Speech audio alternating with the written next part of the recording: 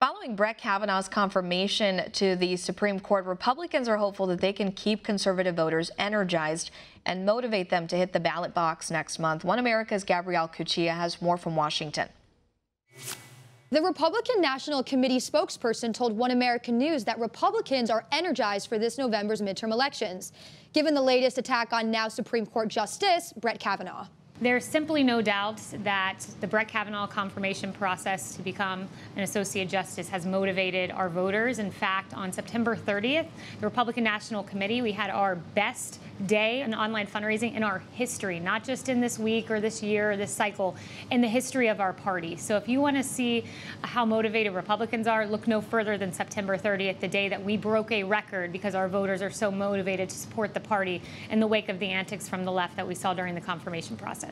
So says RNC spokesperson Kayleigh McEnany, who believes radical left behavior is driving voters to lean Republican. When you have Maxine Waters calling for violent protests, when you have Hillary Clinton saying the right does not deserve the benefit of civility, when you see these protests screaming down folks in the halls, and Susan Collins, a very moderate mainstream senator who gives a 45-minute, well-reasoned speech with probably 1,000 footnotes to it for why she's supporting Brett Kavanaugh, and the left's reaction is to put out a flyer depicting her as a rape sympathizer. When you see those kind of tactics, that isolates not just independents, but moderate Democrats as well. So in a year where Democrats are supposed to have a fairly good year, they've managed to isolate everyday Americans, and we're seeing it in our polls. McEnany believes this unprecedented behavior from the left will in fact reverse the traditional cycle in both the House and Senate come November. When it comes to the Senate, we have 10 vulnerable Democratic senators up in states that President Trump won. 5 of those he won by 10% or greater.